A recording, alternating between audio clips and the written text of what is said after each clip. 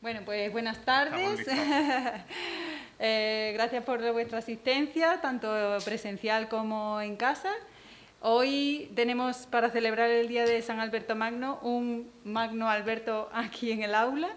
Es Alberto Carretero y, bueno, pues si no lo conocéis, pues es una figura muy relevante en la música clásica contemporánea. Es un hombre polifacético, bueno, tiene 4 titulaciones universitarias con premio extraordinario, es doctor, compositor de gran número de obras que han sido interpretadas en centros reconocidos de diferentes países. Estas obras han sido representadas pues en conjuntos musicales y también en solitario. Y bueno, pues completa sus estudios en el Conservatorio de Sevilla, pues con estancias en diferentes países, participaciones en festivales, trabajos con gran número de artistas nacionales e internacionales de gran prestigio. Bueno, es articulista, autor de varios libros, bueno, y yo creo que ya lo dejo hablar a él porque seguro que tiene cosas muy interesantes que contarnos. Así que ya le cedo la palabra. Gracias, Alberto. Muy bien, pues nada, muchas gracias, Gloria, por la presentación. Gracias a los que nos acompañáis hoy aquí en el aula magna de la Facultad de Filología de la Universidad de Sevilla. Gracias también a los que están siguiéndonos a través de las ondas. Cuando hay un sonido es que quizás no se me escucha o no se ve, voy a hacer un test primero. Se puede quitar la mascarilla quizá para más cómodo. Pues, vale. pues si me permitís, creo que lo voy a hacer. Así me escucharéis más claro y me veréis la cara. Por lo menos podéis ver las expresiones que pongo. Muy bien, pues de momento lo que voy a hacer es... voy a proponeros una presentación para hablaros un poco de mi música y del tema que centra este curso de otoño de la Facultad de Filología, que son los procesos de escritura. Y me gustaría también que de alguna manera pudierais interactuar con vuestras preguntas, vuestros comentarios, también a través de la plataforma. Así que trataré de estar pendiente. Puede ser un poco estresante estar pendiente de 20 personas por aquí, otras 20 por aquí o algo así, pero lo voy a intentar.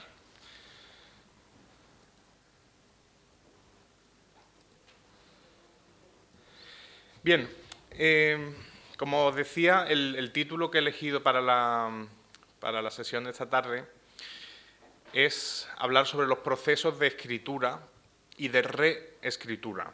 Es decir, en el caso de la composición musical me parecía interesante reflexionar sobre esa dicotomía de lo que supone escribir y reescribir. Y es que el tema de la escritura, precisamente, de los textos escritos, es un hecho bastante relevante en toda la historia occidental. El hecho de la escritura, del fijar el conocimiento en un soporte, es algo muy característico del mundo occidental y que ha tenido importantes beneficios para la cultura europea, aunque también nos hayamos podido dejar por el camino otra serie de inconvenientes, ¿no? Por ejemplo, todo el tema de la memoria o el tema de la tradición oral. Sin embargo, es verdad que la escritura nunca vino a reemplazar totalmente a la no escritura, es decir, a la comunicación oral, sino que de alguna manera la escritura vino a almacenar, a guardar, a dejar constancia y a permitir una reflexión posterior que de alguna manera en lo no escrito se puede perder por su volatilidad, de forma que en el caso de la música también es muy relevante en cuanto a la notación. Es decir, la música occidental, uno de sus grandes hallazgos es el tema de la notación, que también existe en otras culturas. Y esa notación que se hace necesaria cuando hay que por primera vez tener una simultaneidad de voces que hacen la música de una complejidad suficiente como para que necesite ser escrita, necesite ser notada, porque es demasiado compleja para almacenar solamente en la memoria y para transmitirla oralmente. Esta notación musical alcanza niveles de refinamiento muy elevados y no solamente en cuanto a la escritura, sino también a la reescritura y cómo se van transformando los materiales a través del soporte escrito. Por lo tanto, en primer lugar, quería vincular también el proceso de escritura con el nacimiento de un perfil que es el de compositor. Es decir, el concepto de autoría de una obra musical no nace hasta que no hay una escritura en la que se pueda de alguna manera documentar que esa persona es la que ha creado tal material o tal pieza. Antes, la manera de producir música por transmisión oral no estaba sujeta a un autor único, por lo tanto no estaba escrita y no había de alguna manera forma de identificar una persona, ¿no? Cuando me refiero a compositor, obviamente también me refiero a compositora, es decir, para no duplicar durante toda la conferencia y ir un poco más ágiles, vamos a referirnos siempre al género masculino, pero eso va a englobar sin duda todos los géneros, ¿vale? Entonces, la escritura musical la quiero plantear como una forma de conocimiento. Es decir, a través de la escritura musical, los compositores no solamente han fijado sonidos sobre un tiempo y sobre un papel, sino que de alguna manera han plasmado todo un pensamiento, toda una estética y una reflexión sobre el arte sonoro, sobre la música, que está directamente vinculada a su coyuntura histórica, a su contexto. Por lo tanto, la escritura también ha ido siendo testigo del devenir del ser humano, de la cultura, a lo largo de los siglos. Y así lo representa también los tipos de escritura o los materiales que se han ido utilizando. La figura del compositor, sobre todo ya yéndonos a siglo XXI, o lo que es una figura a veces un poco desconocida, también me gustaría de alguna manera visibilizarla, ¿no? ¿Qué es un compositor en 2021? ¿Cuál es su función? Existen los compositores, porque cuando uno va a un concierto, rara vez puede imaginar que el compositor de esa obra, o compositora, como ya decía, pueda estar vivo todavía. Normalmente nos nutrimos de repertorios de compositores muertos. Es lo habitual en las salas de concierto.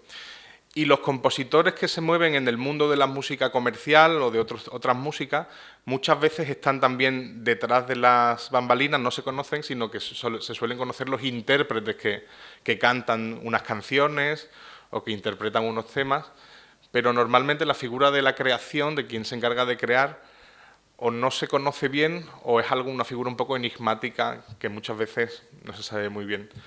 Por lo tanto, es interesante hacer consciente a la sociedad de que el compositor, igual que el arquitecto, igual que el pintor, igual que el poeta, pues son figuras de creadores que están vivos, coleando, los que estamos vivos, por suerte, y que además tenemos la suerte, creo, o posibilidad de interactuar con ellos, de preguntar, de conocer de primera mano cuáles son los motivos que incitan a esa composición o de qué manera se articula el discurso musical o poético o arquitectónico, pictórico, etc.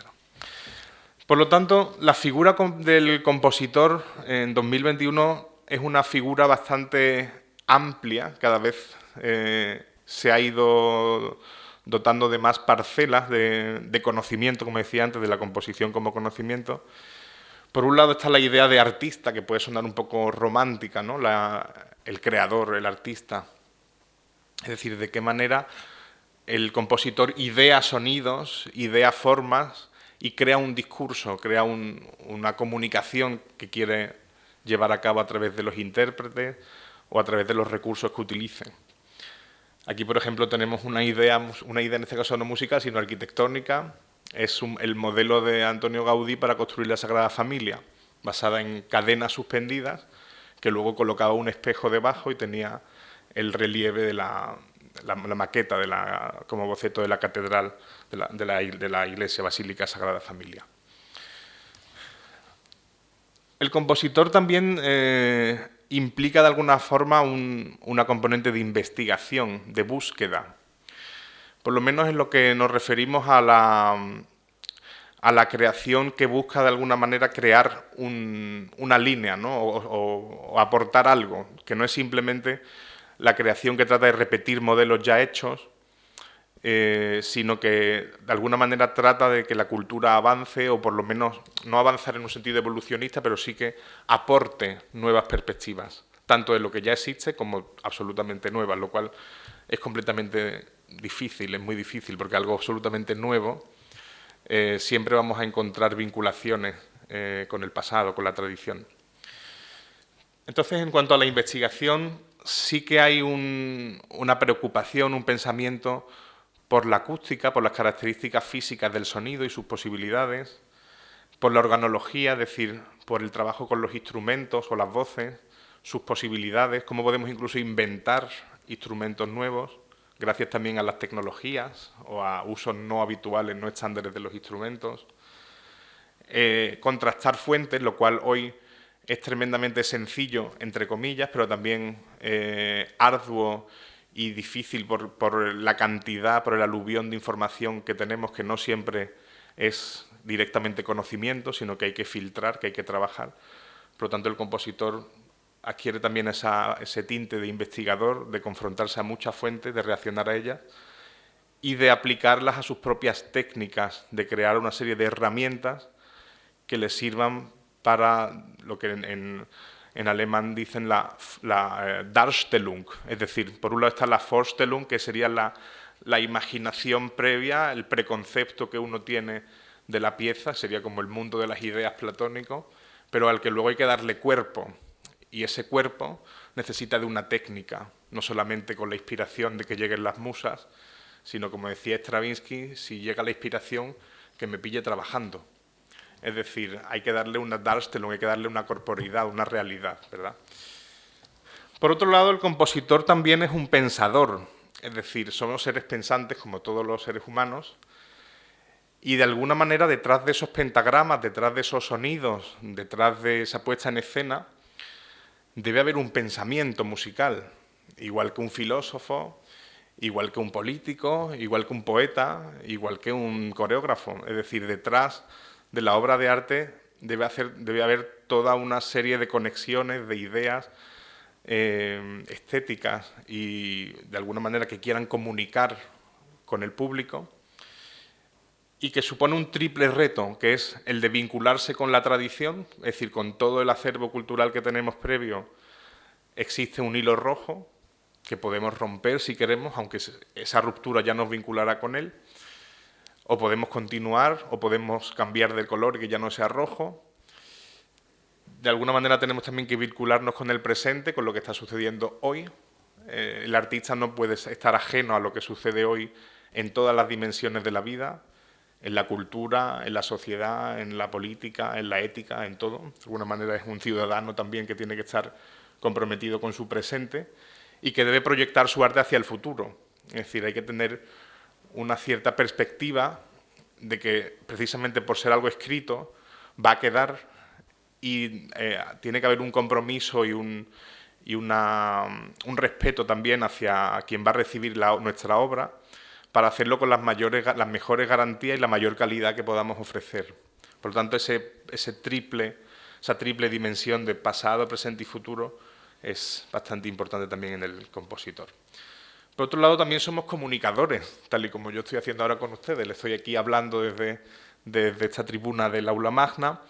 Es decir, también de alguna manera tenemos que hacer una pedagogía necesaria para compartir nuestras experiencias y compartir nuestros procesos con el público, con los intérpretes. Es decir, no basta con que estemos en nuestra torre de marfil, esa es la idea de compositor romántico que está en su torre de marfil y que no se preocupa de que nadie lo comprenda, y es el compositor incomprendido, sino que el compositor de alguna manera tiene que tratar de llegar, pero ese tratar de llegar tampoco puede suponer una traición a sí mismo, es decir, uno no puede traicionar sus propios intereses o sus propias ideologías por simplemente querer complacer o por querer llegar, pero sí que hay que de alguna manera crear enlaces y crear comunidad y crear interés, despertar interés.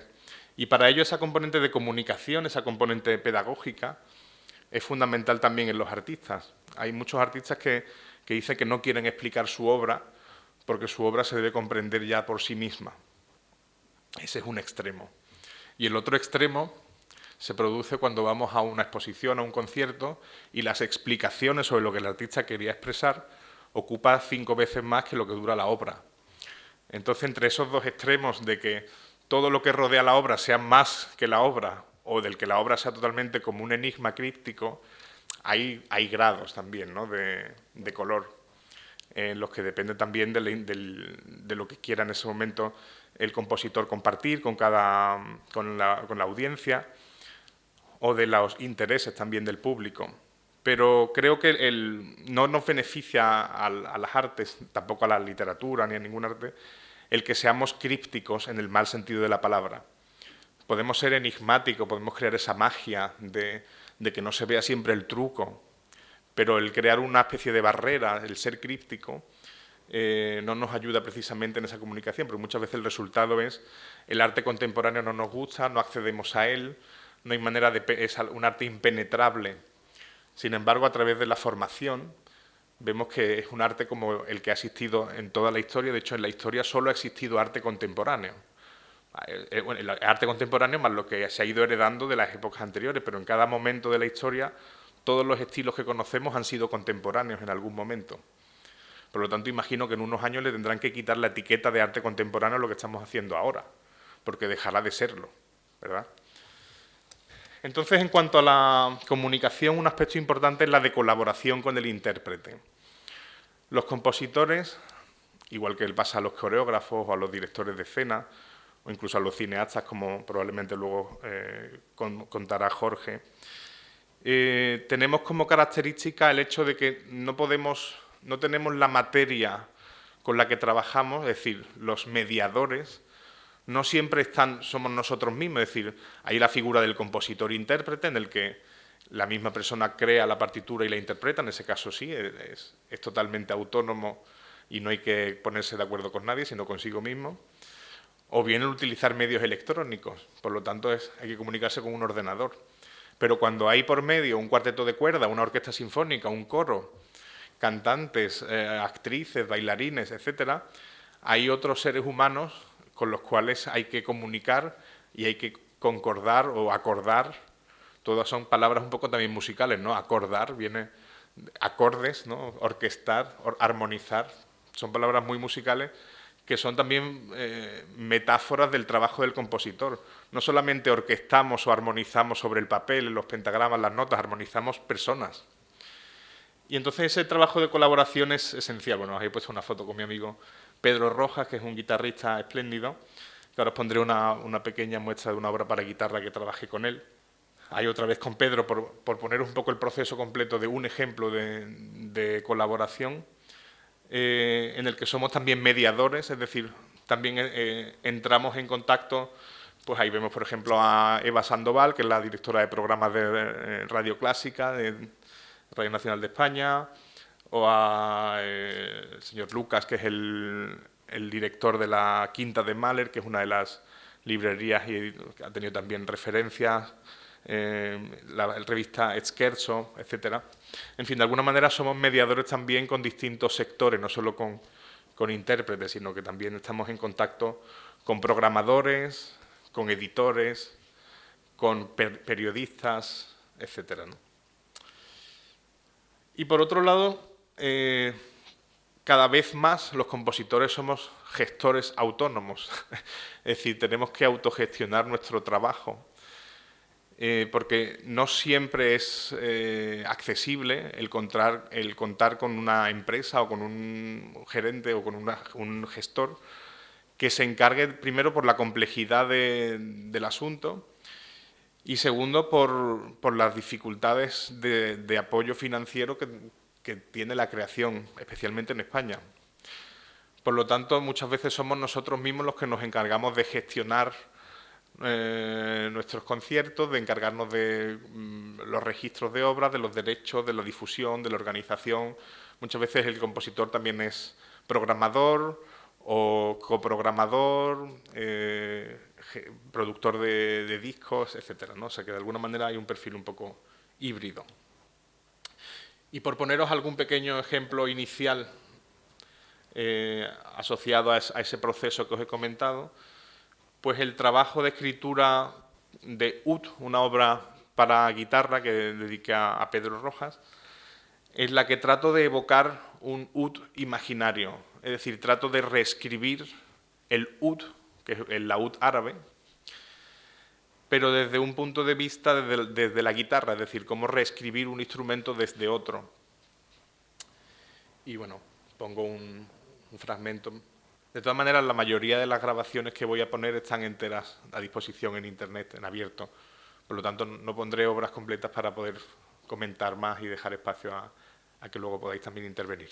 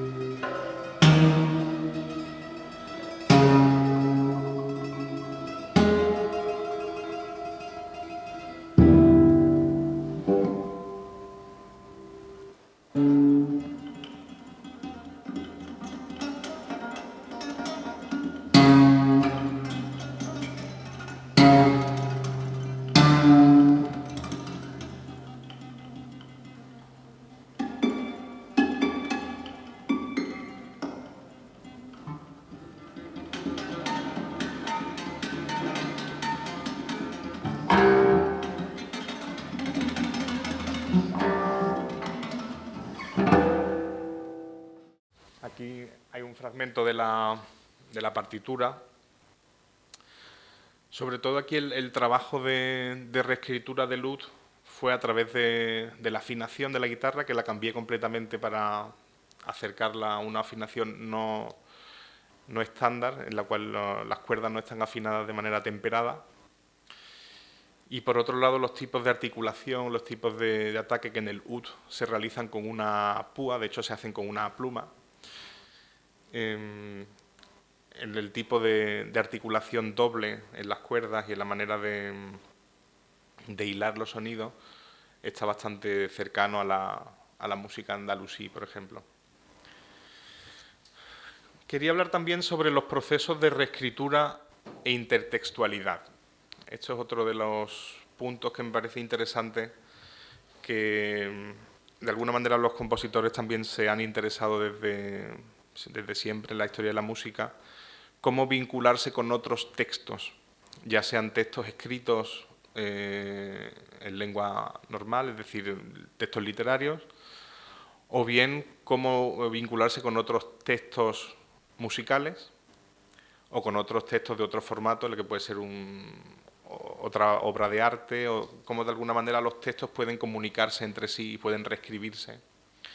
Por lo tanto, hablamos de una traslación de conocimiento de una disciplina a otra, que nos pueden llevar a algo más allá de una palabra que hace unos años estaba de moda y todavía creo que sigue estando, que es eso de la interdisciplinariedad, pero que podemos llevar todavía mucho más lejos y que no solamente sea una interdisciplinaridad como colaboración de disciplinas, sino una transdisciplinaridad en la cual creemos una nueva disciplina que se nutra de varias, pero en la que la individualidad de esas varias llega un momento que se diluye a favor de ese todo nuevo, de esa nueva disciplina. Esa característica de la intertextualidad nos hace pensar directamente, por ejemplo, en el concepto de palimpsesto. Palimpsesto que tenemos cuando en una tablilla, por ejemplo, o en un pergamino antiguo, encontramos varias capas de escritura, porque el coste del material era tan alto que no era posible directamente tirar a la basura cada vez que algo ya no hacía falta, sino que se reciclaba continuamente.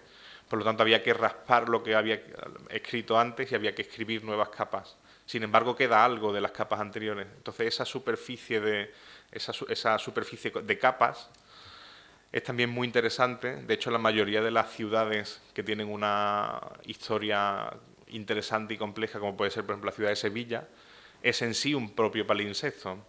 Es decir, tenemos una Sevilla romana sobre la que se construye una Sevilla almohade, es decir, tenemos varias capas de Sevilla, ¿no? En Roma, pues podéis imaginar el palimpsesto que es Roma, por ejemplo, ¿no?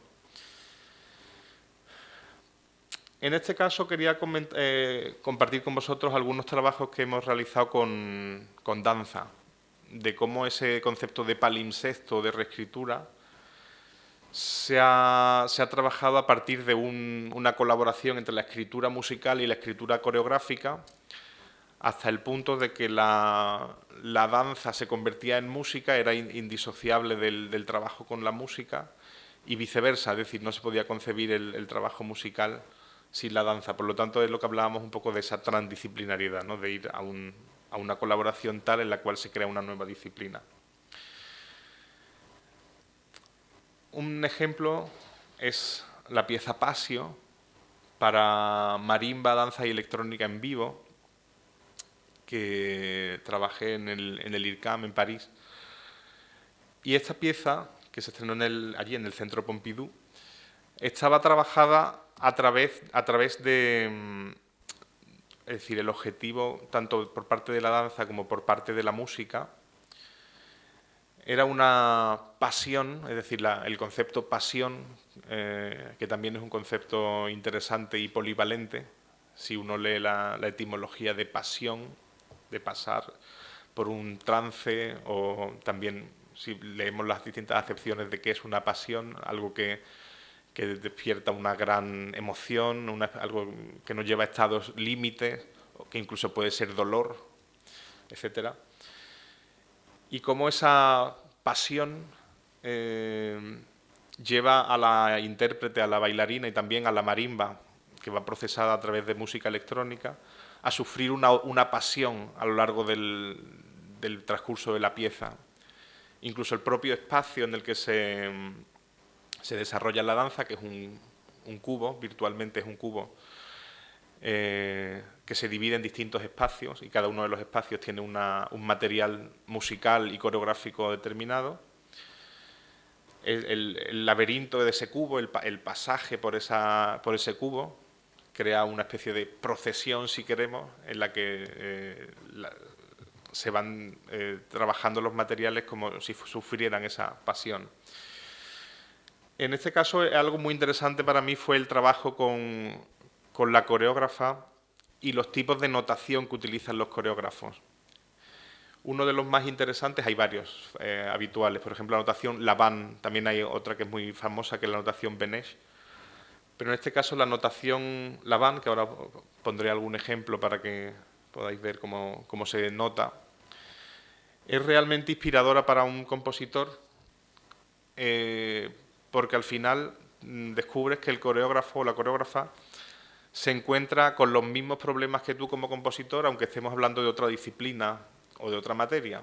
Es decir, aunque sea un gesto o un movimiento en el espacio, el compositor se encuentra con problemas similares en cuanto a la gestión del tiempo, la gestión del espacio, el contraste. Es decir, son herramientas básicas que tenemos que enfrentar, con las que tenemos que lidiar todos de alguna manera, ¿no? O pensamientos básicos de técnicas básicas con las que tenemos que lidiar y con las que han tenido que lidiar también todos los compositores probablemente a lo largo de la historia y todos los coreógrafos a lo largo de la historia. Con respecto un poco a la técnica de esta pieza, en ese itinerario a través de los espacios pasiones que delimita el cubo, hay una cámara infrarroja que es la que reconoce el movimiento de la bailarina y que es la que actúa directamente sobre los procesos de transformación en tiempo real. Es decir, el sonido de la marimba es captado por micrófonos, esos micrófonos llevan la señal a un ordenador y en ese ordenador es donde se van a ir transformando en función del movimiento de la bailarina. Y que además permite, al ser infrarrojo, permite las 3 dimensiones y trabajar con oscuridad para crear también un espacio lumínico que define ese cubo de pasión, ¿no? Aquí tenemos un ejemplo de notación Laban, de cómo cada parte del cuerpo tiene un símbolo asociado, pues igual que nosotros en música tenemos figuras para la rítmica o alturas para la frecuencia, digamos, lo más grave o más agudo, o las distintas rudimentos notacionales que tenemos los compositores, pues ellos como coreógrafos tienen también una simbología para referirse al cuerpo y para referirse al espacio en un eje tridimensional cartesiano.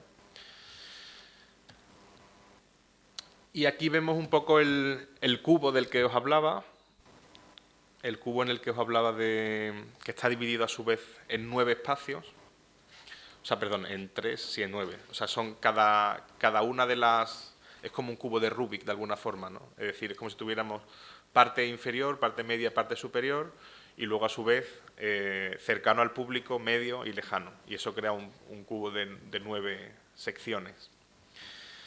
Y algo curioso también de la notación Laban es que está escrita de abajo arriba. Es decir, es una notación vertical, no es horizontal como en la música que suele ir asociada al tiempo, sino que en su caso lo escriben verticalmente y en el sentido de ascendente. Aquí tenemos un ejemplo de ese cubo, por lo menos la cuestión expresado en plano, en el cual tenemos la zona fondo, es decir, tendríamos al fondo del escenario hay una cámara colocada, la cámara con el infrarrojo, y luego hay 3 secciones, la más lejana, el fondo medio, centro arriba, centro abajo, es decir, ahí tenemos un poco en plano resumido el cubo, y en la que veis que hay como una serie de conceptos asociados a esas pasiones que se van sufriendo y que afectarán tanto al material musical como al material de la danza, de la coreografía. Aquí, bueno, esta transparencia es un poco más técnica en cuanto a los tipos de procesamiento electrónico o de escritura electrónica que se producen, porque no solamente escribimos en pentagrama, sino que también tenemos que escribir en cuanto a transformaciones que se producen en la electrónica, ya sean en tiempo real o transformaciones que se han hecho previamente en el estudio y que luego se lanzan grabadas. Por ejemplo, uno de los más destacados de esta pieza es el modelado físico.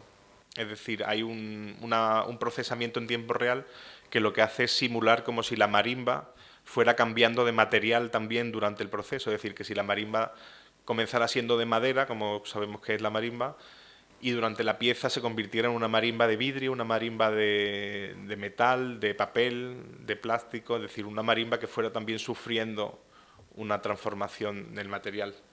Y eso se puede simular electrónicamente a través de la transformación en tiempo real. Bien, hay una serie de herramientas en las que no voy a entrar de momento, pero sobre la espacialización, que está muy relacionada también con los movimientos de la bailarina en ese cubo. De alguna manera hay como una especie de hipercubo, de forma que la bailarina está bailando dentro de un cubo, del que puede también escapar, pero a su vez el público y toda la sala es un gran cubo que replica los movimientos de la bailarina. Por lo tanto, si la bailarina hace una determinada trayectoria, se replica en la sala, creando una especie de cubo dentro del cubo. Y aquí tenéis un fragmentito de la partitura, pero quizás lo más interesante sea ver un trocito del vídeo del estreno.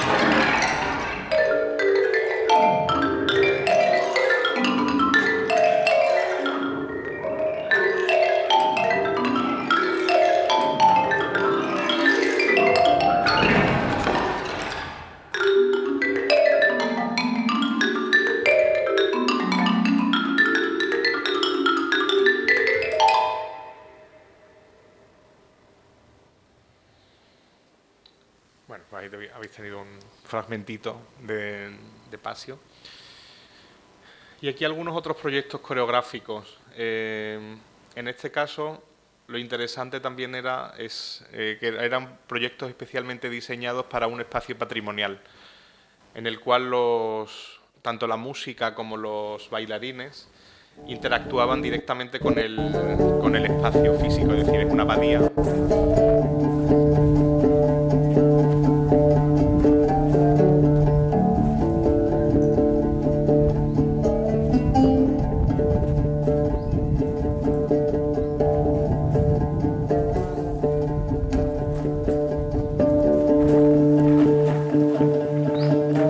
Desde la posición de los músicos hasta por donde se desarrolla la coreografía, etcétera, hay una vinculación directa no solamente entre la danza y la música, sino también en el espacio patrimonial. En este caso son unas ruinas de una iglesia. En este otro caso se trata de un claustro, en el cual también los elementos naturales juegan un papel. Hay una fuente, hay unas campanas que suenan.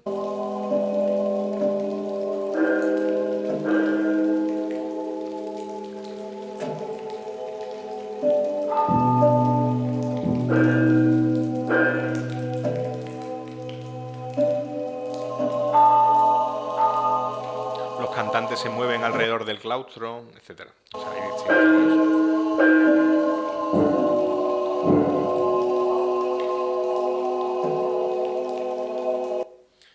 Y aquí este otro ejemplo es en el refectorio de los monjes.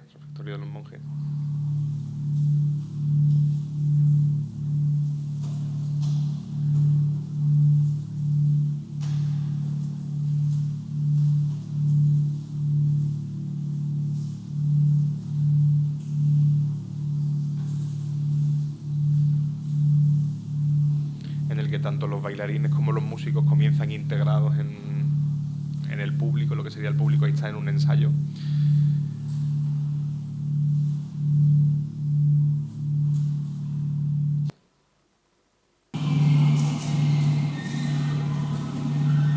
Y luego también la propia acústica del espacio, es decir, no tiene nada que ver la acústica al aire libre del claustro, que es una acústica semi-abierta, la de las ruinas de la iglesia, que es una acústica completamente abierta, y la del refectorio, que es una acústica completamente cerrada y completamente reverberante además. Por lo tanto, también el adaptarse un poco a las características acústicas y físicas del espacio, pues también delimita mucho el proceso de creación, pero a la vez es un incentivo, ¿no?, el buscar las posibilidades que ofrecen esos espacios.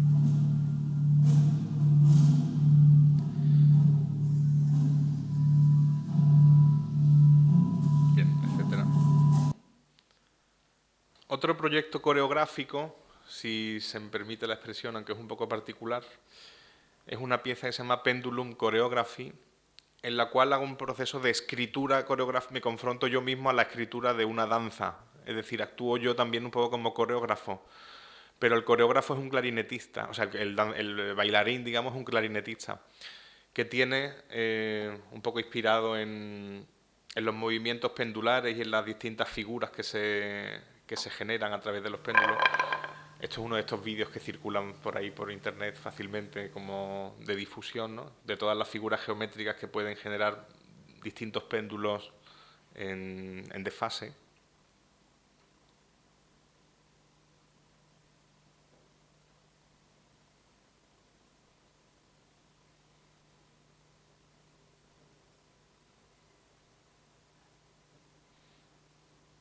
Es decir, un movimiento físico, matemático, cómo puede crear una auténtica coreografía bastante interesante desde mi punto de vista en cuanto a los movimientos y la geometría que se genera.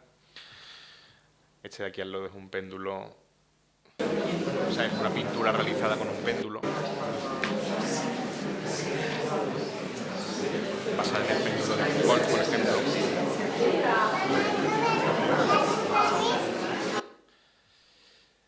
Y en este caso, la pieza Pendulum Choreography lo que tiene es un sensor colocado en el clarinete. Por lo tanto, los movimientos que realiza el clarinetista con ese instrumento, que es una especie de barra, ¿no?, de columna, es capaz, a través de un movimiento solamente en un eje pendular, a través de un sensor que lleva colocado el propio intérprete y que se puede realizar con distintos tipos de tecnología, pero incluso en la versión más sencilla, con el sensor que llevan nuestros teléfonos móviles para calcular la orientación, pues ese movimiento es capaz de ser enviado al ordenador y es el ordenador el que trabaja la reescritura electrónica del clarinete y lo transforma.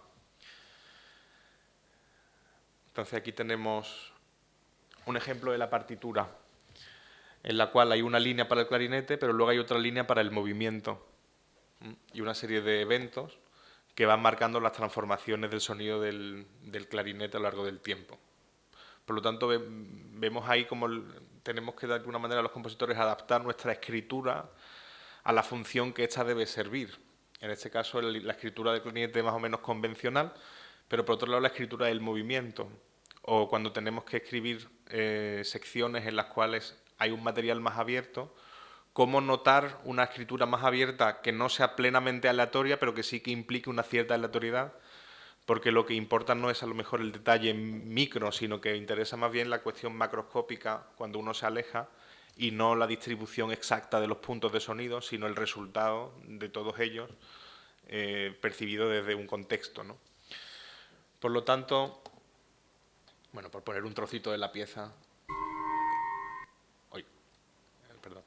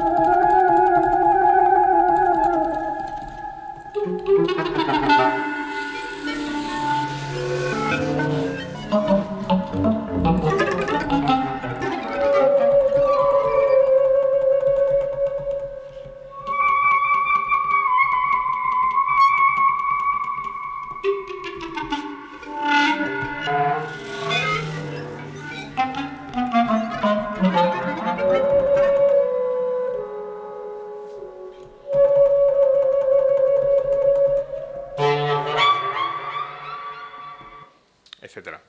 Bueno, aquí podéis ver un poco más de la partitura, cuando el movimiento es continuo, cuando el movimiento es discontinuo, etcétera. Bien, otro aspecto que quería comentaros, sobre el que quería reflexionar esta tarde, que ya he introducido un poco al principio de la conferencia, es la vinculación con un aspecto esencial que es el de la memoria, la escritura, la reescritura y la memoria, tanto en los planteamientos teóricos y prácticos. Es decir, de qué manera se vincula el compositor con la memoria, con la suya propia y con la del intérprete. Y en este caso me gustaría presentar un trabajo que realicé, que se llama Videns, para piano y electrónica en vivo, en la cual me interesaba de alguna manera trabajar sobre el concepto de glosa. El concepto de glosa como un aspecto interesante también de la escritura y de la reescritura, ya que la glosa de alguna manera es como un texto puede germinar por determinados puntos en los cuales se añaden comentarios, y en esos puntos en los que aparecen comentarios nuevos es como si naciera un nuevo esqueje, una nueva rama, que incluso podría llegar a independizarse. De hecho, la manera en la que nacen las composiciones, normalmente, en el canto gregoriano, etcétera, son a través de glosar un determinado canto gregoriano en determinadas sílabas o notas que son más importantes, a través de una ornamentación, se produce esa especie de germinación que yo llamo, y que puede independizarse y constituye una nueva pieza. Por lo tanto, esa especie de glosa, de glosar, y cómo de alguna manera la memoria que ha ido quedando en el material ya conocido, y cómo desde esa memoria que ya está fijada se pueden escribir materiales nuevos, que sí es necesario escribir porque son más complejos, pues precisamente ahí, en esas notas al pie, de páginas que se independizan, es donde nacen los comentarios musicales, esas glosas. Y a partir de ahí elaboré todo una arquitectura, un proceso sobre un canto gregoriano, y de alguna manera como realizan, como trabajan compositores de música para tecla, sobre todo en España se ha desarrollado mucho en la música para órgano, por ejemplo, el glosar distintos temas bien conocidos y bien fijados en la memoria colectiva, cómo esos comentarios musicales pueden establecer nuevos procesos, incluso llegar a difuminar tanto el original que se confunde. En este caso es una pieza para piano y electrónica que está basada en este material del canto llano y que a través del procesamiento electrónico y de esas glosas, es decir, entre cada una de las notas del canto llano he insertado una cantidad de impulsos y de gestos como también si estuvieran fractalizando el canto llano, de manera que entre cada una de las dos notas apareciera de nuevo el canto llano y entre cada una de esas dos notas del canto llano volviera a aparecer el canto llano, etcétera. Es decir, el poder hacer una replicación del material a distintos niveles microscópicos y además la transformación electrónica y del propio material pianístico que en una espacialización en la sala, es decir, se distribuyen una corona de altavoces alrededor del público que permiten también que esas glosas o esos comentarios fluyan en unos procesos de movimiento. Por lo tanto, volvemos a tener una coreografía. ¿Veis cómo de alguna manera las escrituras están continuamente imbricadas? Es difícil hacer una distinción entre ellas en algunos casos. Bueno, el canto llano es un texto bíblico sobre la resurrección de Lázaro, bastante conocido, Videns Dominus flentes sorores Lazari ad monumentum, es decir, de alguna manera como las hermanas de Lázaro están llorando y al final, bueno, conocemos la historia bíblica de la resurrección de Lázaro. Este es el canto llano. Videns Dominus flentes sorores Lazari ad monumentum.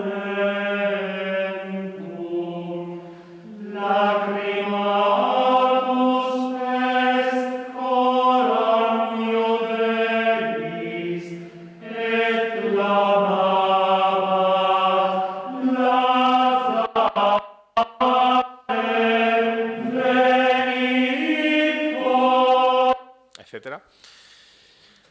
Y aquí hay en esta transparencia se explica un poco de qué manera he procesado, también yo en la escritura del piano, no solamente en la electrónica, sino en el material pianístico, cómo he reescrito ese canto llano y cómo lo he glosado, creando distintos tipos de armonía en acordes o como creando armonías desplegadas. Digamos que las columnas, lo que llamamos en música la armonía, la simultaneidad de notas, la podemos trabajar también desde muchos puntos de vista, tanto en simultaneidad pura como en sucesión rápida, tipo este arpegio, o creando una especie de armonía móvil, tipo coral, homofónica. También podemos crear una especie de textura pseudopolifónica, es decir, que en una sola línea, en función de las regiones por las que pase esa línea, de la ilusión de que tenemos más de una línea. Esto también tiene que ver con la teoría de la Gestalt y una manera de percibir algo. Es decir, aunque tengamos algo lineal, si tenemos una alternancia entre 3 cosas o 4 cosas y esta alternancia se sucede a una velocidad determinada, somos capaces de tener la ilusión de que estas 3 o 4 cosas están sucediendo a la vez, aunque en realidad estén de manera secuenciada, no sean paralelas, ¿no? Entonces esa ilusión entre el paralelismo y lo secuencial es también un trabajo de glosado, que en el canto gregoriano obviamente no hay todavía polifonía, por lo tanto no hay acordes, es un canto de una sola línea. Y a través de la repetición, como la repetición puede crear patrones rítmicos o puede crear resonancias, como el silencio también puede vaciar el espacio a través de un flujo continuo de sonidos, el esculpir, es decir, el quitar material, como cuando uno tiene un bloque de mármol, no solamente es capaz de crear añadiendo mármol, sino que normalmente como crean los escultores es quitando mármol, vaciando. por lo tanto creando ese silencio en una textura continua. Uno es capaz también de crear forma. Bueno, aquí hay un trocito de la pieza de piano. Ay, perdón.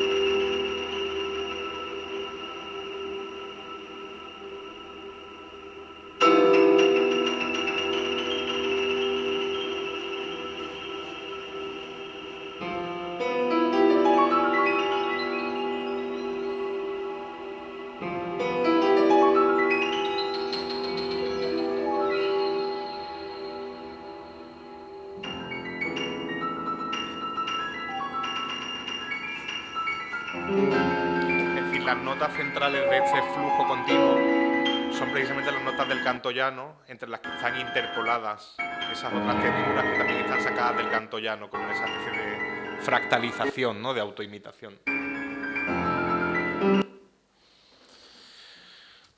Otros procesos de reescritura en mi música, por poner algunos ejemplos, música sobre músicas, siguiendo en esa intertextualidad.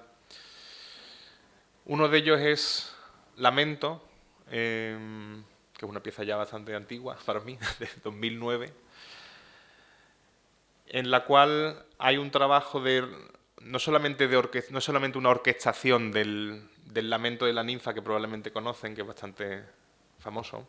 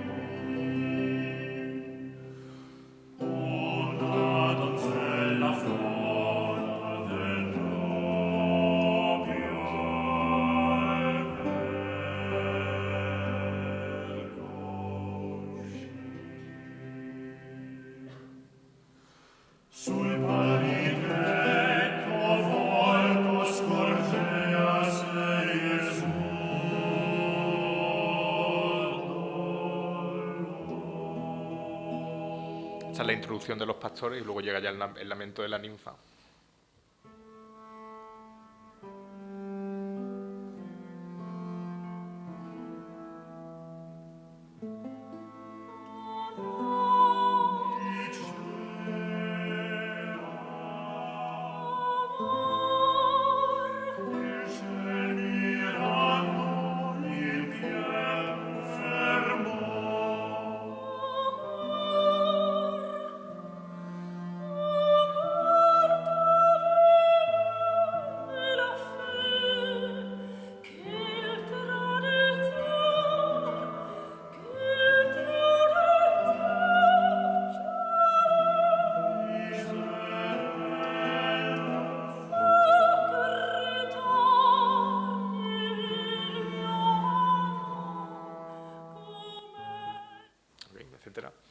Entonces, el lamento de la ninfa, que es uno de los madrigales más representativos de un renacimiento ya muy avanzado, casi barroco, en cuanto a el tipo de armonía, bastante rico. Y como un material tan a priori alejado en el tiempo, con respecto a 2009, puede servir como terreno sobre el cual volver a generar una nueva pieza a través de esa intertextualidad, en la cual no solamente se realiza como cita, es decir, no se trata de hacer una cita, sino se trata de tomar el lamento completo y a partir de ahí dejarlo que que tome una vida nueva, ¿no? Que tome no solo una orquestación nueva, sino también que se funda con otros materiales, que germine, que se glose, etc. Aquí hay un pedacito.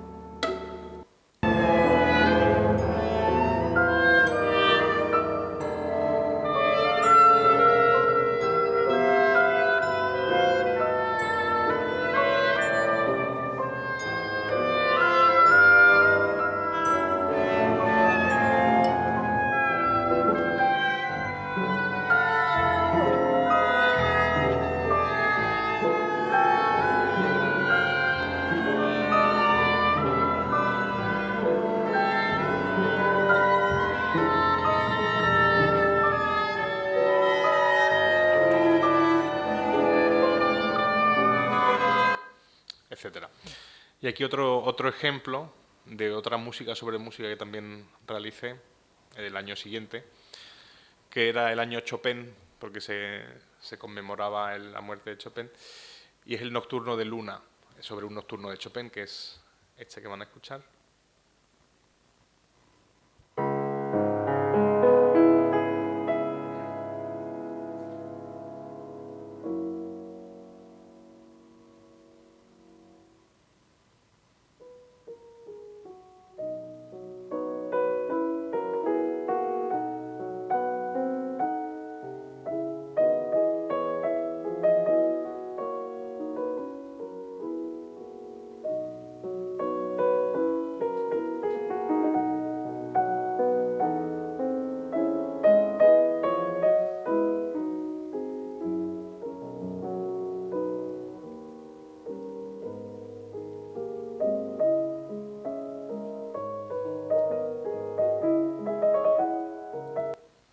Y en el caso de mi pieza...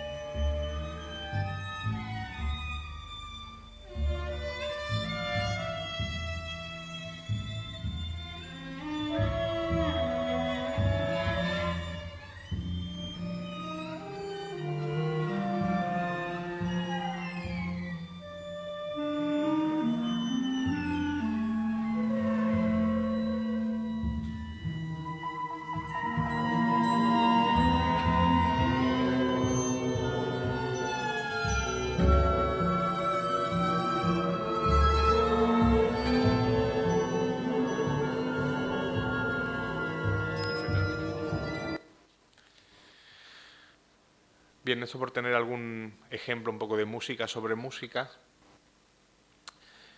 Y a continuación algo sobre procesos de escritura musical y estética. De qué manera también el compositor escribe algo sobre estética o está vinculándose a un pensamiento. Algunas de las características estéticas de la posmodernidad y de la actualidad que pueden preocupar a los compositores o que crean un debate o una discusión alrededor de ellas, son el valor de lo nuevo y lo antiguo. Es decir, de qué manera pueden convivir o no formas antiguas o formas nuevas. Cómo se puede escribir una forma nueva o una música nueva, mejor dicho, cómo se puede escribir una música nueva utilizando formas antiguas, o cómo se puede escribir una música antigua utilizando formas nuevas. Es decir, se crea una paradoja en la cual de alguna manera es difícil encontrar el equilibrio, pero es un poco el reto del compositor, el cómo vincularse con lo nuevo y lo antiguo, y cómo superar una serie de clichés y tabúes, tanto de lo nuevo como de lo antiguo. Es decir, tanto una serie de prejuicios que normalmente sobrevuelan sobre nosotros y sobre el público, de lo que debe ser la música y de lo que no debe ser la música, o lo que es, o lo que ha sido la música y lo que no ha sido, o lo que no será. Y una serie de tabúes también, es decir, por los dos lados, tanto por la vía de la innovación como por la vía de la tradición. Por lo tanto, es un asunto que preocupa de alguna manera, o que es uno de los asuntos importantes de los compositores. Si bien, por lo menos en lo que a mí respecta personalmente, es una cuestión estética que se va resolviendo en cada obra. Es decir, no es algo que sea algo fijo y que trate de resolver para siempre, sino que en cada obra trato de ponerme a mí mismo una serie de retos en la que yo mismo dé respuesta a una serie de preguntas que nos hacemos y que de alguna manera va creciendo, igual que crece el pensamiento de una persona o la trayectoria o la vida de una persona. Por lo tanto, esa es la manera en la que el creador, el compositor, se vincula con una serie de ideas, con una estética, con un pensamiento. Y luego tenemos una serie de etiquetas de modernidad, posmodernidad, vanguardia, que sí que es verdad que nos pueden ayudar a estudiar desde un punto de vista pedagógico los estilos o las corrientes, pero que al fin y al cabo no tienen más valor que el de ser una etiqueta, como para orientarnos en un mapa, pero que no corresponden al territorio. Es decir, el mapa no es el territorio. Por lo tanto, hay que ir un poco más allá de todas esas etiquetas y que esas etiquetas no sean reduccionistas y limitadoras, sino que sean una orientación, una ayuda, y que a veces pueden ser también transgredidas esas etiquetas.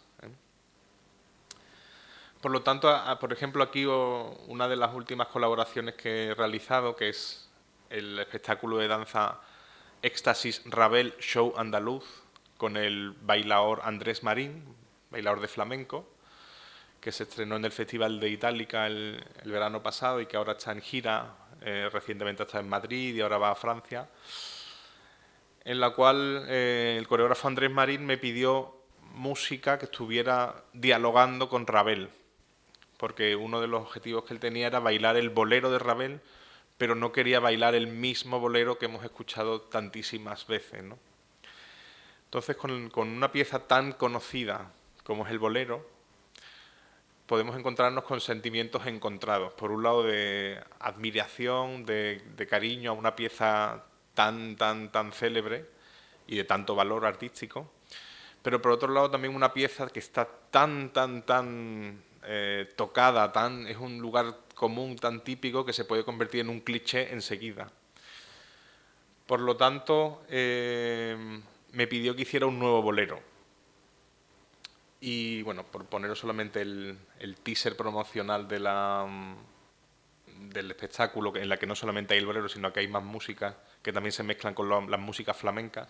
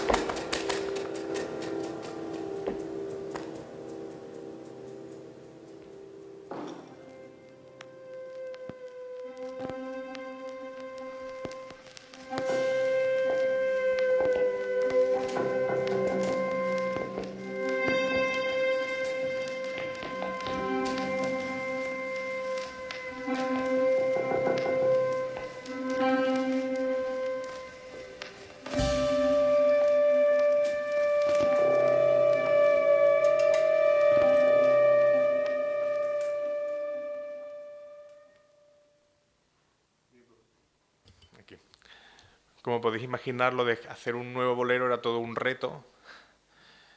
La manera en la que trabajé fue a partir de la estructura del bolero de Ravel, que es de hecho lo que los bailarines están coreografiando. Y sobre ese bolero de Ravel realicé un proceso un poco de collage, de reconstrucción o deconstrucción, reconstrucción. Y una de los aspectos que más me interesaba en el bolero de Ravel era la repetición, no solamente la que está dentro, sino a la que de alguna manera estamos sometidos cuando escuchamos tantas veces el bolero de Ravel, como si fuera una especie de disco rayado. Y hice un trabajo de loops, es decir, de bucles en distintas velocidades, que crea como si fuera una especie de bolero múltiple, de bolero a varias, interpretado a distintas velocidades, pero que sin embargo cuadra en la misma estructura del bolero original, de forma que los bailarines lo que estaban es como si estuvieran escuchando internamente el bolero de Ravel puro, pero luego le diéramos el cambiazo a la pista y en vez de tener el bolero original tuvieran mi bolero humildemente como homenaje a Ravel y que se integrara dentro del espectáculo. Dentro del espectáculo hay otras músicas del propio Ravel en original y músicas mías también. Hay músicas mías que eran ya preexistentes y que han coreografiado Andrés Marín para los bailarines.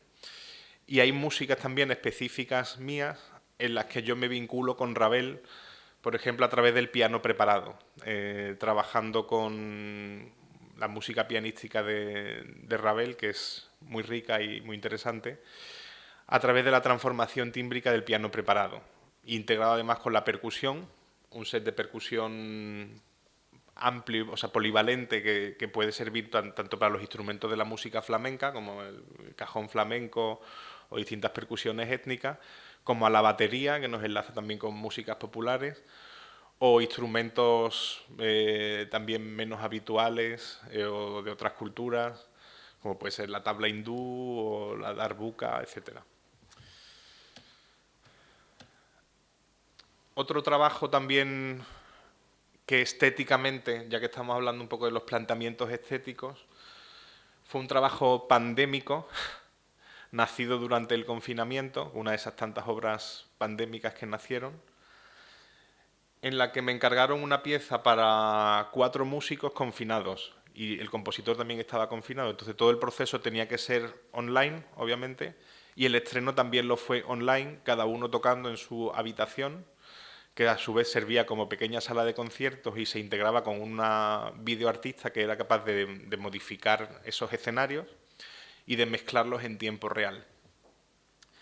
Entonces teníamos, por un lado, una tiorba, una guitarra eléctrica, un acordeón y una videoartista que también se encarga de mezclar la música electrónica. Por lo tanto, tenemos 4 músicos en 4 lugares del mundo confinados y yo en Sevilla también creando la partitura y trabajando con ellos a distancia. Entonces, bueno, es una pieza muy cortita, de 40 segundos, pero quería compartirla con vosotros también en cuanto...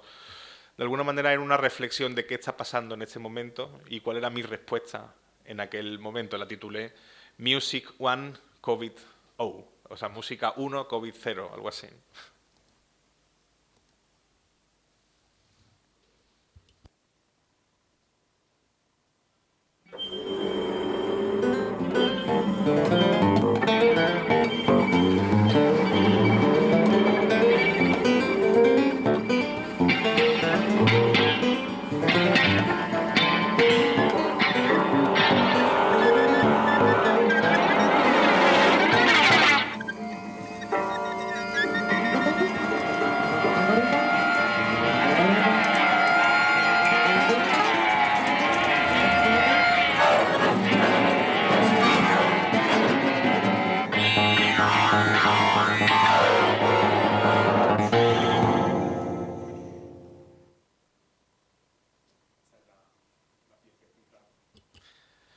Esta es la pequeña pieza, eso realizada íntegramente durante el confinamiento, que también nos puso en jaque culturalmente y estéticamente en cuanto a dónde vamos, qué hacemos, etcétera.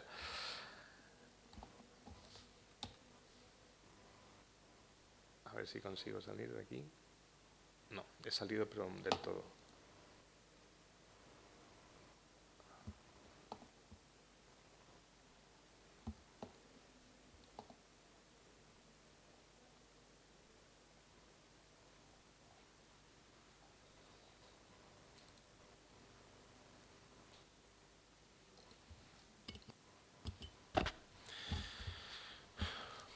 Otra propuesta, otro interrogante, los compositores estamos siempre interrogándonos, es cómo reescribir una nueva expresividad. Esto ha sido uno de los grandes caballos de batalla también de la música en todos los tiempos, pero también bueno, desde la segunda mitad del siglo XX. ¿Qué sentido tiene el escribir una música expresiva? ¿Cuál es lo expresivo? En la segunda escuela de Viena hablaban del Viena expresivo, de la expresividad vienesa, pero de una segunda escuela de vienesa que estaba basada en el puntillismo, en los timbres independizados, en todo el mundo dodecafónico. Y luego, después de la Segunda Guerra Mundial, parece que la expresividad estaba prohibida, o por lo menos tenía que ser otra. En cualquier caso, lo que sí que es cierto es que la expresividad en 2021 tendrá que ser forzosamente diferente de la expresividad en 1900 o en 1700 o en 1850. Cada etapa tendrá su propia idiosincrasia y sus propias preocupaciones que hacen que el ser humano se emocione o se exprese. Pero sin duda la música, además de comunicación, es expresión y tiene que tener una expresividad, la que sea, aunque la expresividad sea la inexpresividad, que es una forma de expresividad también. Y en este caso os quería presentar un trabajo, sobre todo vocal, el trabajo vocal que también supone una serie de retos en la creación actual, de cómo escribir para las voces, que quizás es el instrumento de manera más inmediata expresivo, porque lo llevamos dentro todos tenemos una voz. Y cómo realizar una escritura vocal que aporte algo especial, que aporte una nueva expresividad o una expresividad personal, si la palabra nuevo es difícil de concebir a veces, Y en este caso se trata de un poema de Federico García Lorca, del poema del Cantejondo. Se llama El grito, el silencio, la dicotomía entre esas dos realidades, el grito y el silencio, para tres solistas, para tres voces solistas que van moviéndose en el escenario, como si fueran tres, digamos, tres satélites o algo así, ¿no? Y para buscar esa nueva expresividad, en este caso, en vez de recurrir a la tradición vocal occidental, recurrí a tradiciones vocales no occidentales, o por lo menos no vinculadas a lo que es la gran tradición o el gran núcleo europeo y centroeuropeo que nos ha acompañado en los últimos siglos, sino más bien inspirarme, por ejemplo, en la música ortodoxa.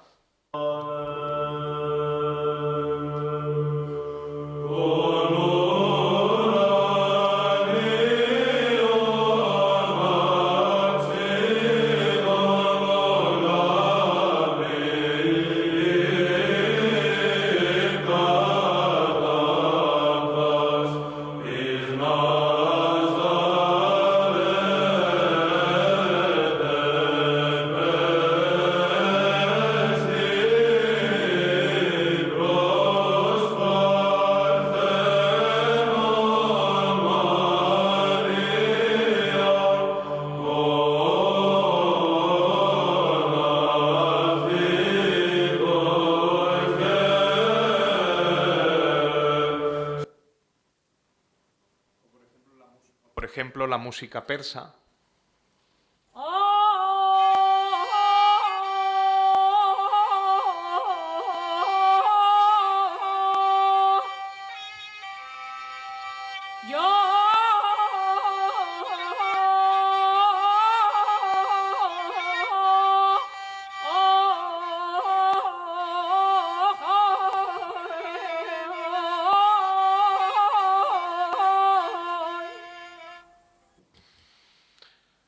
Con la que además encontré bastantes semejanzas, por ejemplo, con la música flamenca, por ejemplo, si escuchamos esto de Manolo Caracol.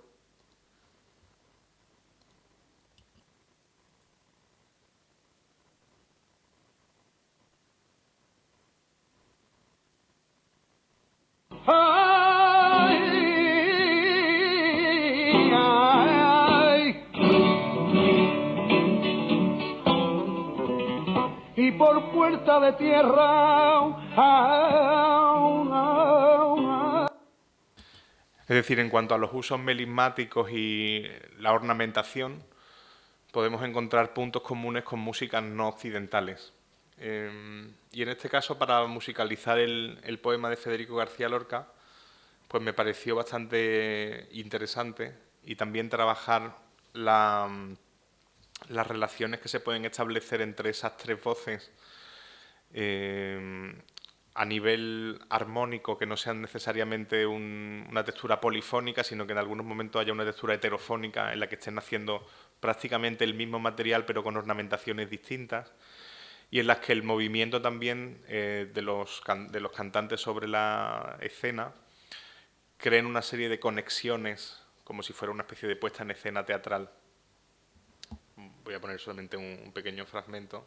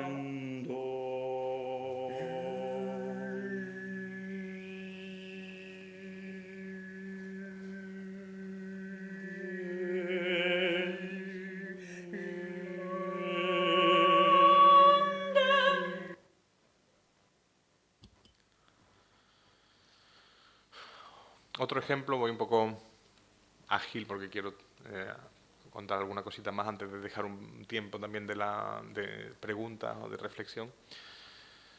Cantiga de Amigos es otro proyecto también de reescritura de las cantigas de Martín Codax, que son cruciales dentro de la lírica galaico-portuguesa de la Edad Media.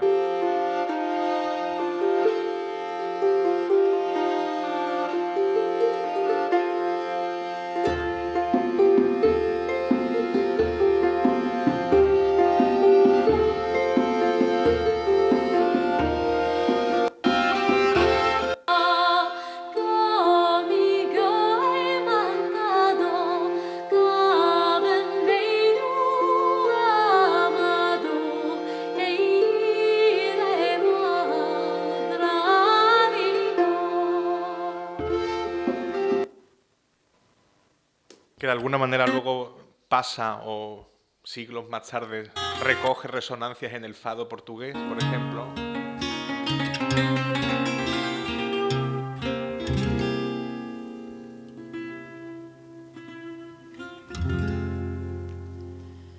Com que voz chorarei meu triste fado, que em tão dura paixão me sepultou.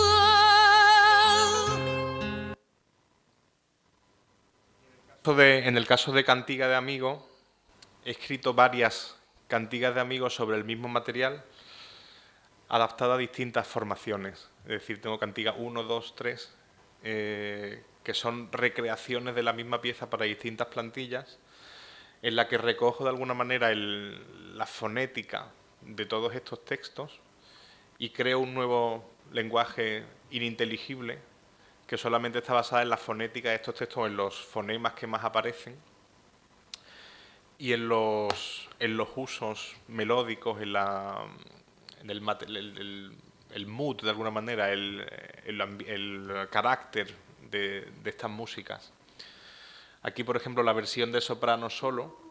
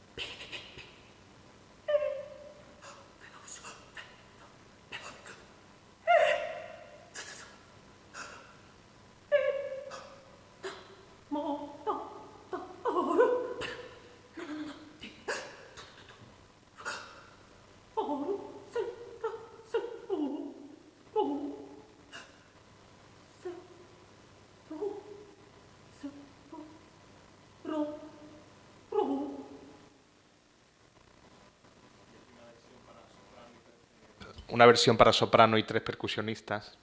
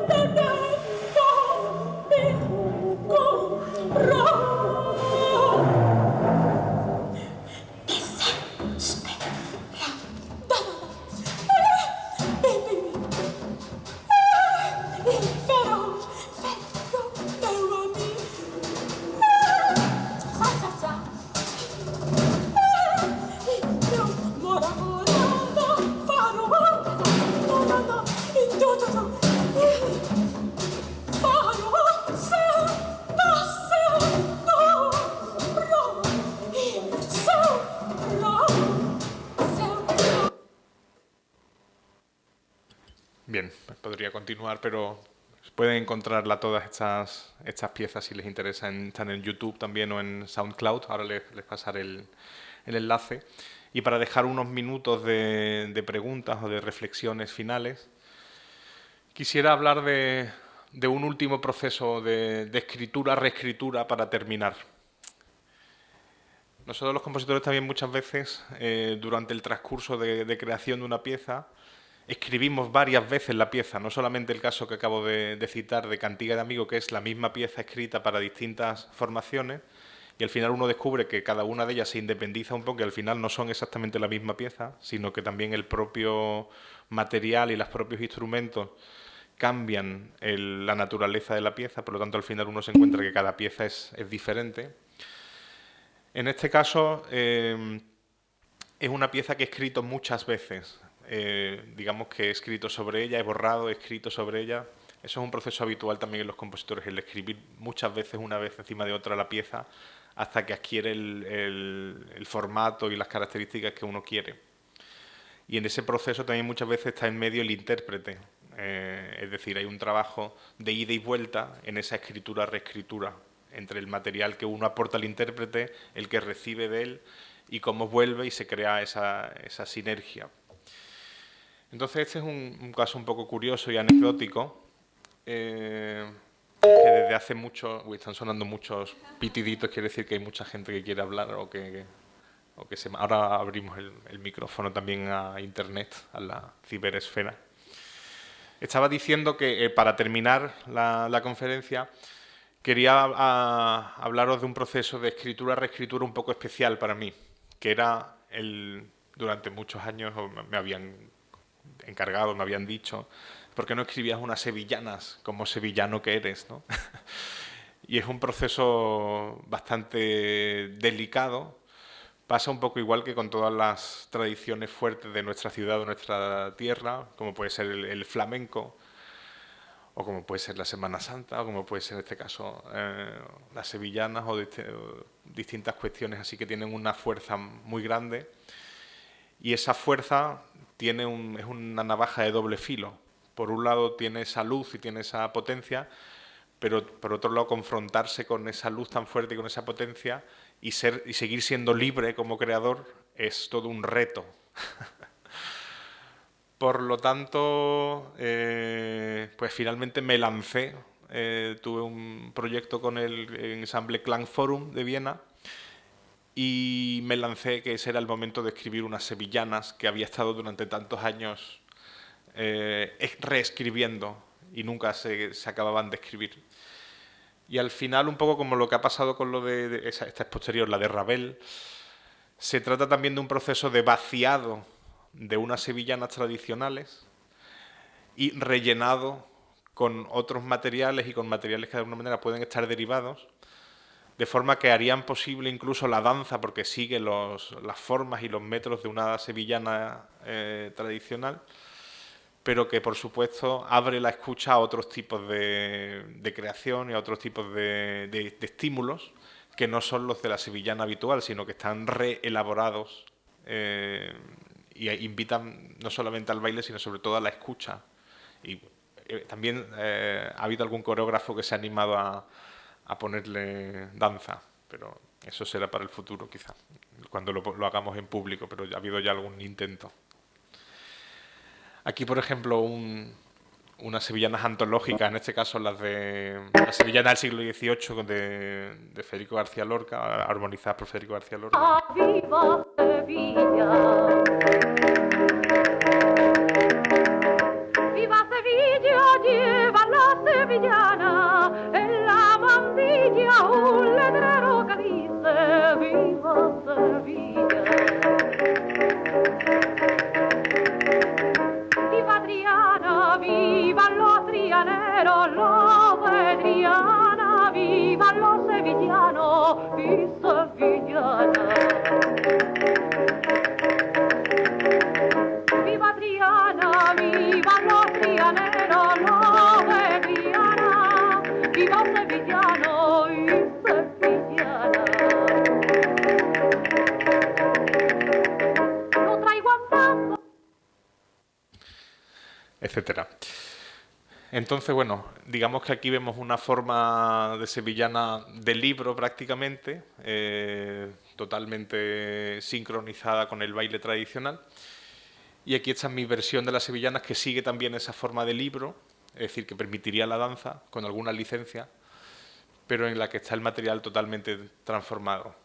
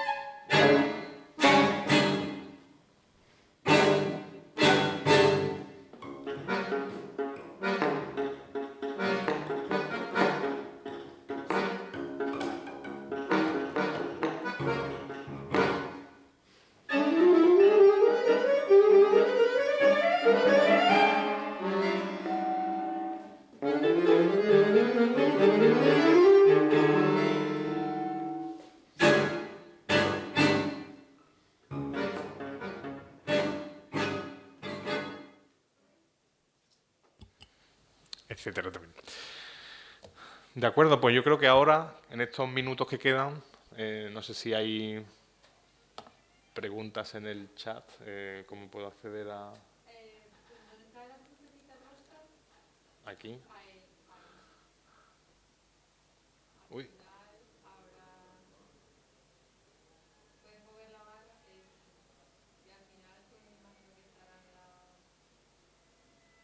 Ah, vale. Lo último que se ha preguntado era que tenía el micrófono cerrado. Ese ha sido el momento en el que hemos escuchado tantos pitidos. Perdón. Bien, pues no sé si aquí en la sala también hay alguien que quiera romper el hielo y preguntar o sugerir o compartir con nosotros alguna idea o alguna curiosidad. Aquí tenemos. Igual puedes venir, así se te escucha por el micrófono.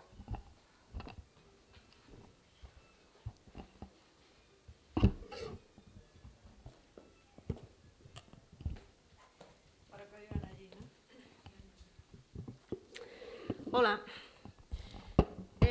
No, yo solo quería preguntarte, cuando has hablado de la obra de Ravel, ahí decías que el coreógrafo te había pedido, ¿no?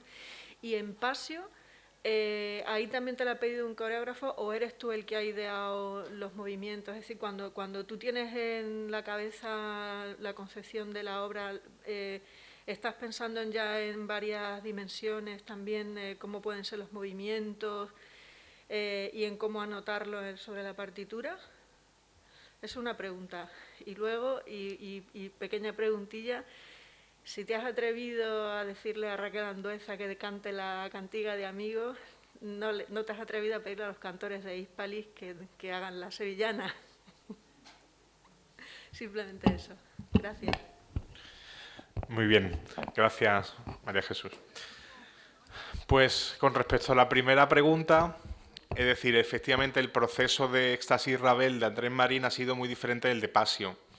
El de Pasio fue una pieza nacida desde la nada y en la que desde el momento cero del nacimiento hubo una colaboración en la creación coreográfica y en la creación musical, de eso que hablábamos, de esa transdisciplina en la que a veces ya no sabía muy bien si yo era el compositor o era el coreógrafo, y a veces no sabía muy bien si la coreógrafa era la coreógrafa o también proponía cuestiones musicales que yo integraba en la partitura y yo integraba gestos que iban a la coreografía. Por lo tanto, hubo un proceso de nacimiento, de ida y vuelta, en la cual yo me convertí un poco en coreógrafo y ella se convirtió un poco en compositora. Y además teníamos a los intérpretes que también estaban en el proceso, en esa cuestión de trabajo, de experimentación, que también es un aspecto esencial, eso que comencé diciendo de la investigación. Una de nuestras metodologías de investigación principal cuando componemos música es la experimentación. Es decir, necesitamos experienciar, vivir eso que vamos a escribir sobre el papel, eso que vamos a anotar, para que de alguna manera tenga esa Darstellung, esa representación de la que hablábamos. Por lo tanto, efectivamente, el proceso de Pasio nació mano a mano desde el comienzo, y en el caso de Andrés Marín es un proceso un poco diferente, porque él ya tenía una concepción del espectáculo, y en el caso de Andrés Marín era un trabajo que él ya tenía bastante ideado como forma de espectáculo, y uno de sus objetivos era bailar el bolero de Ravel, pero no quería bailar el mismo bolero de Ravel. Entonces nació de momento queremos un nuevo bolero de Ravel y ahora queremos conectarlo con el resto del espectáculo. Por lo tanto, empezamos el espectáculo por el final, que son los últimos 15 minutos de espectáculo, el bolero de Ravel nuevo, el bolero de Alberto Carretero, homenaje a Ravel, y luego una serie de ventanas que se abren durante el espectáculo en función de la materia musical que Andrés necesitaba para su espectáculo. Por lo tanto, bueno, yo también le proponía algunos materiales que le iban bien, es decir, los coreógrafos no tienen tampoco siempre todo cerrado, tienen un margen también a la improvisación. En el caso de Andrés no deja demasiado la improvisación, él lo deja todo bastante fijado, bastante escrito, pero sí que hay un proceso de elaboración dentro de eso que escribe, transforma algunos de sus gestos también en función de la música. Pero principalmente era un proceso de, a partir del bolero, cómo abrir luego ventanas con otra serie de piezas de Ravel que iban colocándose y marcando la estructura de la pieza. Eso no sé si he respondido a tu pregunta de los dos procesos. Y con respecto al trabajo con Raquel Andueza, que como sabéis es una cantante de música especializada en música antigua, una de las creo que más interesantes y mejores no solo de España, sino de Europa, y que tiene un timbre de voz muy característico, muy particular, y que la hace también muy versátil para un trabajo de música contemporánea o de música de creación en la cual se le pide que susurre, se le pide que imite o evoque sonidos de instrumentos de percusión.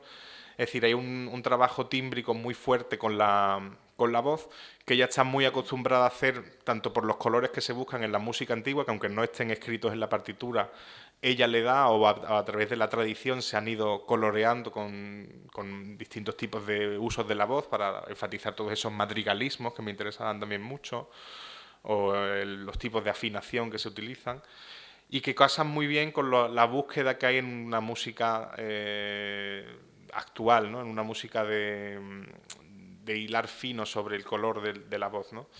Y con respecto a lo que me comentabas de los cantores de Hispalis, no he tenido ese gusto, pero creo que quizá a lo mejor tampoco forma parte de manera natural de su lenguaje el poder experimentar con otros timbres, pero ¿por qué no? Yo siempre digo, y a mis estudiantes, que hay algunos a los que he invitado y veo por aquí, yo siempre les digo, ¿por qué no?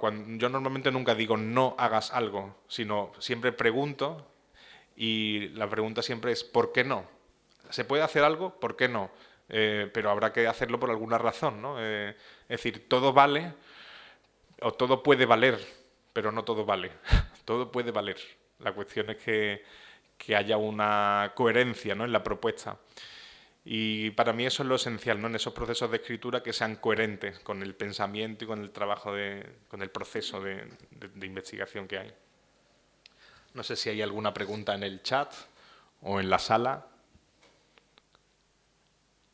¿Sí?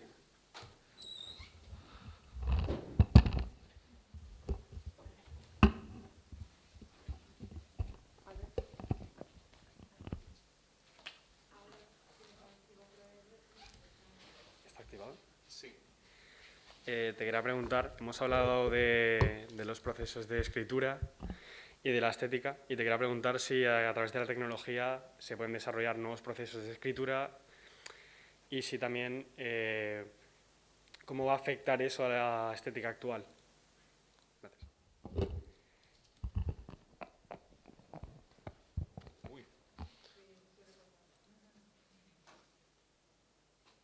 Vale, yo creo que ahora...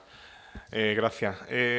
Con respecto a la primera pregunta, es decir, sobre si las tecnologías, ¿no?, van o marcan nuevos procesos de escritura, yo creo que sin duda las tecnologías nos han marcado no solamente en los procesos de escritura, sino en todo. De ahí una reflexión importante que seguro que nos ha venido a todos durante la pandemia, que hubiera sido de nosotros sin la tecnología y sin la cultura. Es decir, son dos columnas importantes que nos han nutrido durante la pandemia, además de, por supuesto, nuestros sanitarios y nuestros supermercados, además de las necesidades básicas de seguridad, etcétera. En casa lo que nos ha nutrido ha sido la tecnología y la cultura. La cultura que nos ha llegado muchas veces en forma tecnológica. Y, por supuesto, al compositor de 2021 la tecnología no le puede dejar indiferente, aunque no la utilice. Aunque no la utilice en su día a día, tiene tanta fuerza que uno no puede estar indiferente ante lo que está sucediendo en la tecnología, que nos encontramos simplemente cuando abrimos el teléfono móvil, cuando vemos el noticiario, o que nos rodea cuando nos subimos al autobús. Por lo tanto, igual que a los compositores que por primera vez tenían la polifonía a su disposición, no se pudieron quedar inertes ante esa revolución de la polifonía, o de la invención del temperamento, o de otra serie de hitos en la historia de la música y de la cultura. Pues la tecnología y las redes, Internet, sin duda marcan un hito y modifican todos los procesos de escritura, y todos los procesos además temporales también. Es decir, la percepción temporal ahora Y eso lo veo también ya un poquito más mayor con mis estudiantes, la percepción de los tiempos de todo y de los tiempos y de los esfuerzos que necesitan los procesos son totalmente diferentes. Es decir, tenemos que estar preparados para transformaciones que ya estamos percibiendo y que creo que seguirán y profundizarán más. Y eso, desde luego, la música yo creo que no puede quedarse ajena a esos cambios. La cuestión es que sepa aprovecharlos y que se quede con la parte positiva y con lo que eso puede aportar, y huir de la parte negativa, que por supuesto también la tiene, como lo ha tenido todo. Como decía al principio, ¿no? La propia notación es un invento maravilloso, pero siempre que no mate a lo que no está notado, es decir, a la tradición oral, a lo que no está escrito. De hecho, nunca podremos llegar a escribir todo, por suerte. Creo que eso es... Igual que estoy convencido de que el ordenador nunca podrá pensar igual que un ser humano, podrá estar gestionado o podrá imitar, pero nunca será un ser humano, nunca podremos implementar un humano. Tampoco podremos nunca notar y escribir todo, siempre que habrá un margen para lo que no está escrito. Y eso creo que en la música también tiene mucha potencia. Incluso en la música más detallada, y ya sabéis, por los que sois alumnos míos o para los que conocéis un poco cómo se trabaja en la música contemporánea, muchas veces los compositores tendemos a escribir todo, y eso, bueno, es una tendencia y creo que está bien por dar una idea lo más fidedigna de cuál es la intención y cuál es el material que uno quiere trabajar con la mayor profesionalidad y la mayor precisión. Pero incluso con ese altísimo grado de precisión, siempre habrá algo que quede por decir, por suerte.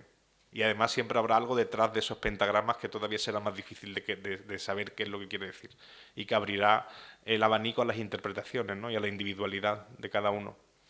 Y con respecto a lo que pasará en el futuro, pues no lo sabemos, pero creo que ojalá tuviera la bola de cristal y lo pudiera saber, o no. También la magia de no saber el que pasará tiene un encanto. Esa aventura de... La creación precisamente es eso, la aventura del no saber qué va a pasar, estar en la cuerda floja. Cuando uno sí sabe lo que va a pasar, porque está repitiendo modelos y solamente se deja guiar por otra serie de leyes que no son necesariamente la de la libertad artística, la de la libertad creativa, pues en ese caso no cabe el pensamiento, no cabe el aportar algo a nuestra cultura, ¿no? Entonces, bueno, ahí está también el riesgo. Es un trabajo de riesgo el nuestro.